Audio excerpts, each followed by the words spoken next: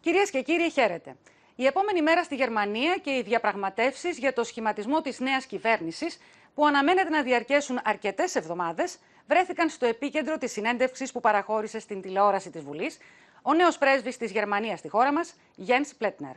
Με τη Χριστιανική Ένωση να καταγράφει 33%, σημειώνοντας απώλεια 8 μονάδων, και καταγράφοντας ακόμη χειρότερο αποτέλεσμα στον βαβαρικό βραχίωνά της, τους χριστιανοκοινωνιστές, με τους σοσιαλδημοκράτες να καταγράφουν ένα από τα χαμηλότερα ποσοστά στην ιστορία τους και το ακροδεξιό κόμμα Εναλλακτική για τη Γερμανία να επιτυγχάνει την είσοδό του στην Bundestag για πρώτη φορά από το 1945, η συζήτηση για το μέλλον της Ευρώπης και τα ελληνικά θέματα είναι πιο επίκαιρη παρά ποτέ.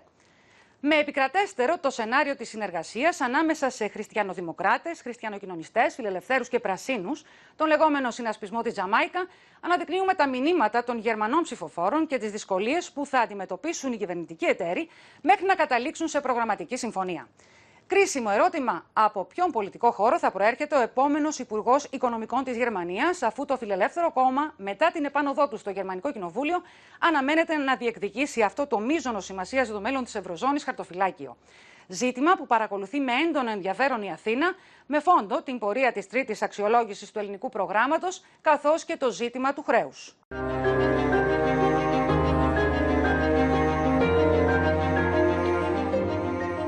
Mr. Plέτνερ, good evening and thank you for this interview. Kalispera Sas, I'm happy to be here.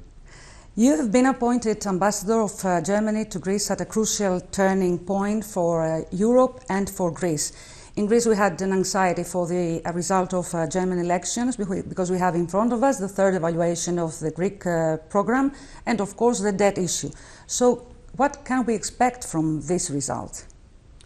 You know, Germany is a country where traditionally there is quite a broad consensus on foreign policy issues.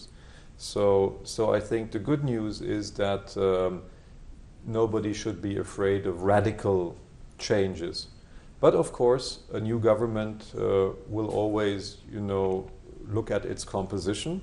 The grand coalition, as it seems now, is over. There will be no new grand coalition.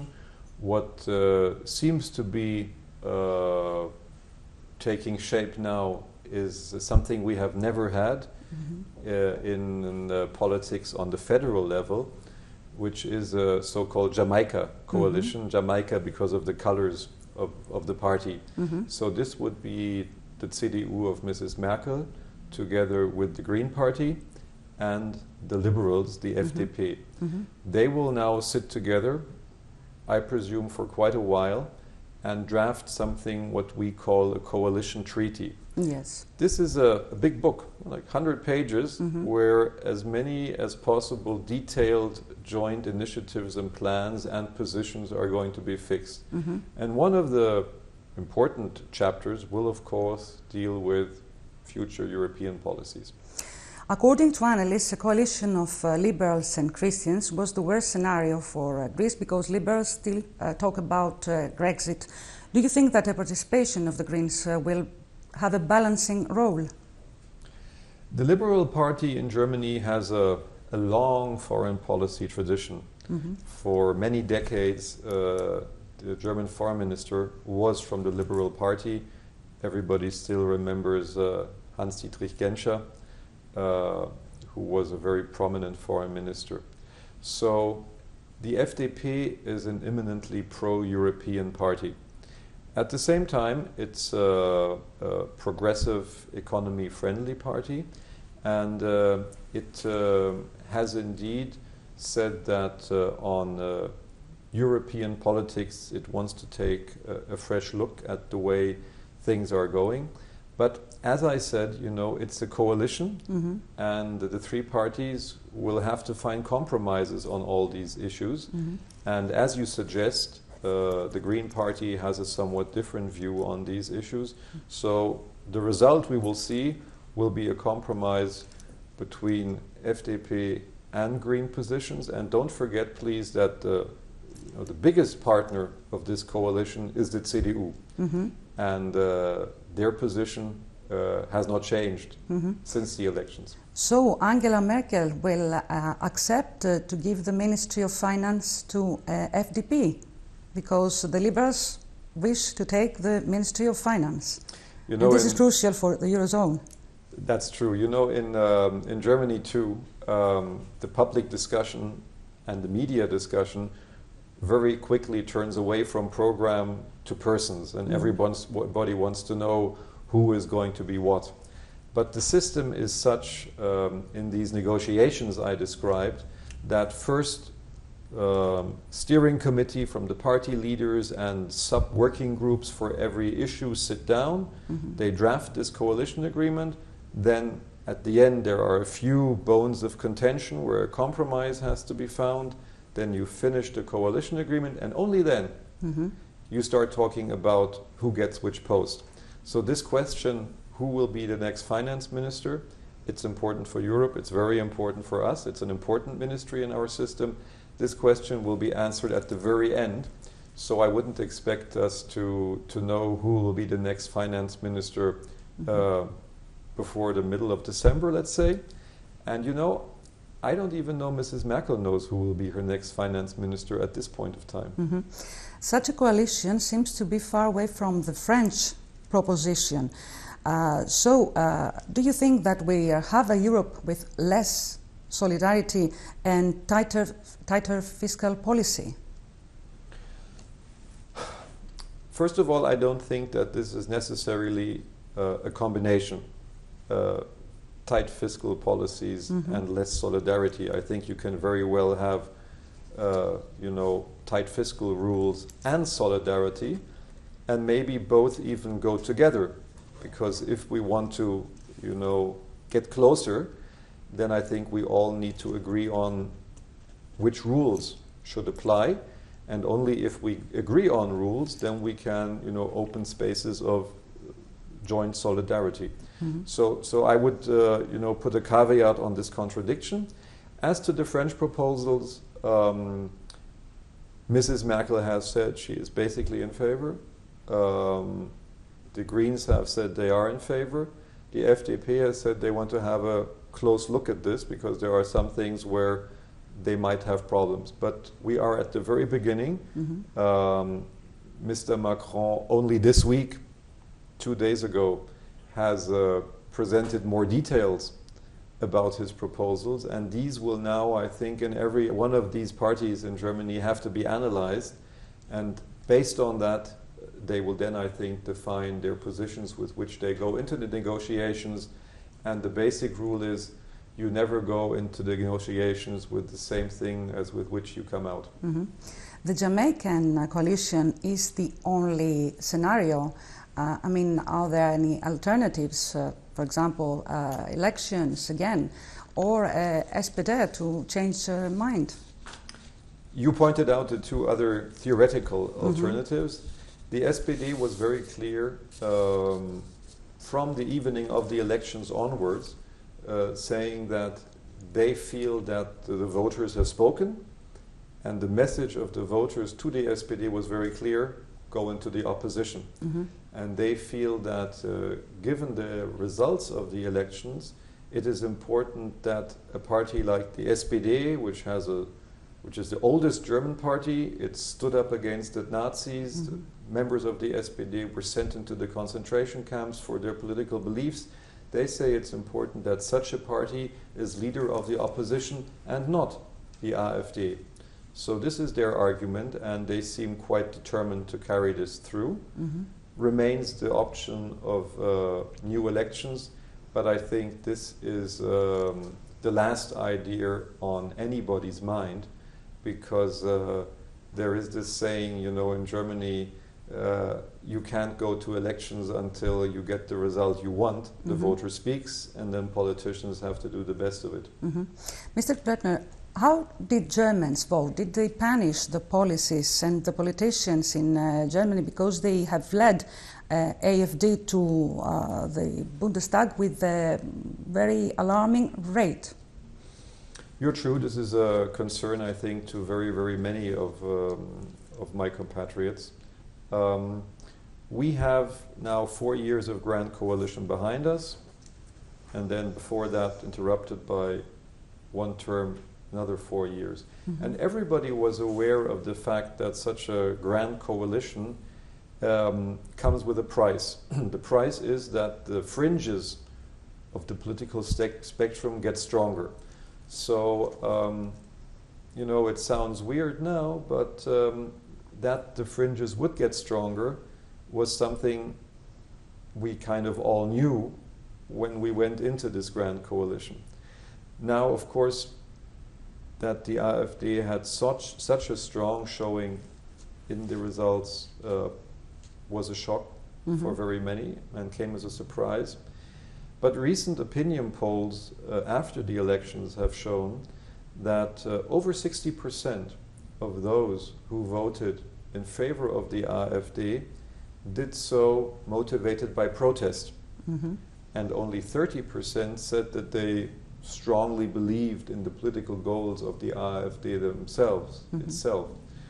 So this is, I find, somewhat a good message, because it says that over 60% of the voters wanted to protest once, but they are open to be convinced of a different form of policy, and I think this will now be the job of the other parties. What's the effect of Frauke Petri's decision not to join AfD in the German parliament? Her decision not to join the parliamentarian group was a real bombshell. She dropped in this first press conference of the AfD after the election evening, and the repercussions are not so clear yet. It's bad news for the AfD that they start their career in federal parliament in such a way. There has been infighting in this party actually since it started to exist, and this is a new you know, summit of controversial developments inside. We will have to wait and see whether enough members follow her that she can open her own parliamentarian group. In any case, it's not something positive for the AfD.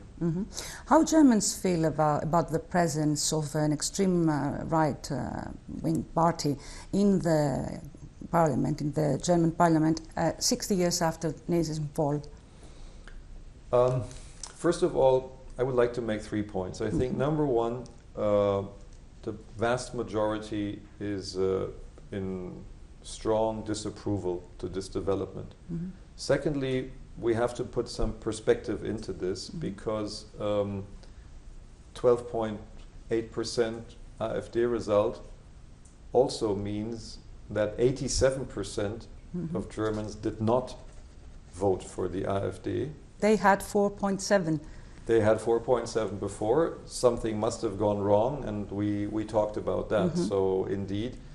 And the third point I would like to make is, I think we should be careful to make a distinction between the leadership and the middle management of the AfD, where we have developments of racist comments, nationalist comments, which we must push back without any ambiguity.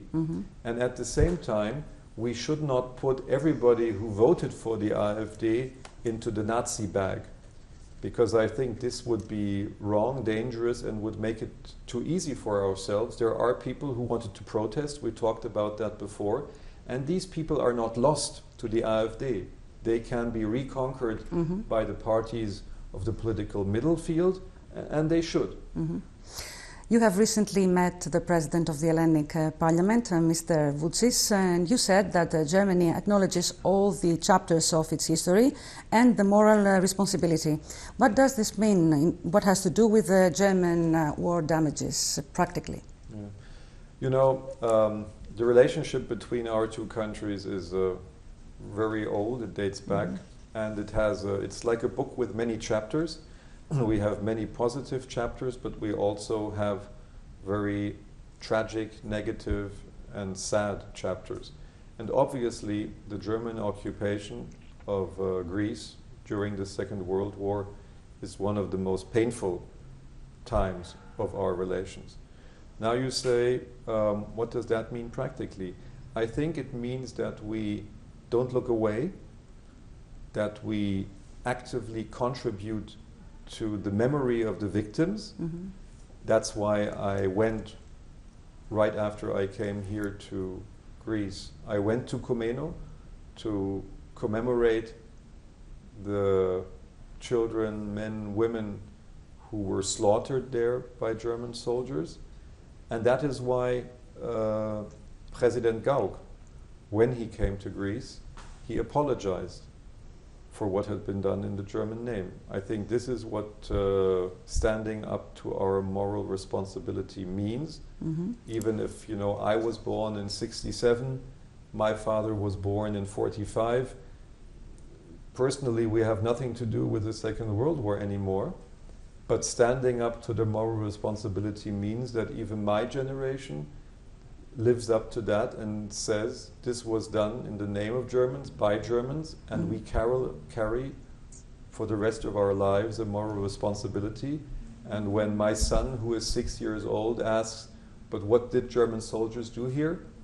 Living up to the moral responsibility means that I have to explain to my son that it was Germans who killed small children as old as he was. That's what it means practically. You were close to President Steinmeier. He comes from the SPD. I would like to ask you why the socialists couldn't convince the German voters, and why socialism is under questioning in general in Europe. That's a good question, and I'm happy that we agreed on having this interview during 6 hours. That gives me the time to contemplate on this.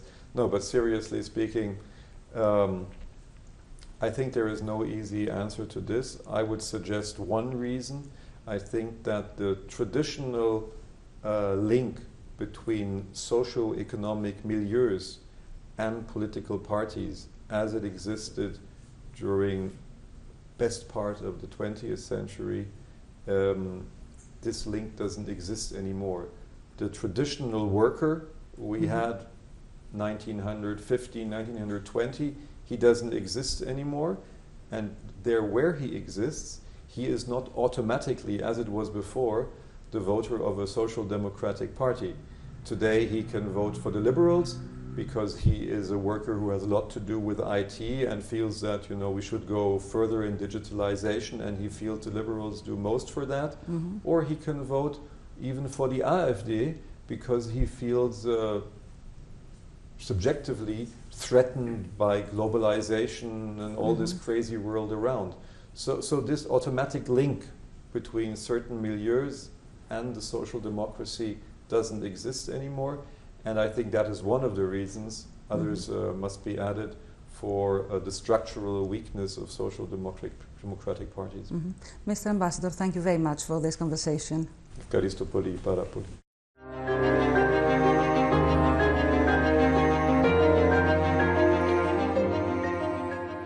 Οι αμοιβαίοι συμβιβασμοί προκειμένου να αναδειχθεί η νέα κυβέρνηση συνεργασίας στη Γερμανία πάνω σε μια προγραμματική συμφωνία που θα είναι αποδεκτή από όλες τις πλευρές είναι η διαφαινόμενη εξέλιξη, αφού το ενδεχόμενο νέας προσφυγής στις κάλπες θεωρείται κατά γενική ομολογία ως το σενάριο με τις λιγότερες πιθανότητες. Πάντως, το εκλογικό αποτέλεσμα αφυπνίζει τις πολιτικές δυνάμεις της Γερμανίας που θα στοχεύσουν στον επαναπατρισμό δυσαρεστημένων ψηφοφόρων, οι οποίοι έδωσαν στην άκρα δεξιά ψήφο διαμαρτυρίας και το κλειδί για την είσοδό της στην Bundestag. Σαφώς τα πρόσωπα και οι συσχετισμοί των δυνάμεων παίζουν σημαντικό ρόλο στη διαμόρφωση της πολιτικής που θα ακολουθήσει η κρατεά Γερμανία σε θέματα εξωτερικής πολιτικής και οικονομικών υποθέσεων, καθώς και του μέλλοντος της Ευρώπης και της Ευρωζώνης μετά τη συγκρότηση κυβερνητικού συνασπισμού.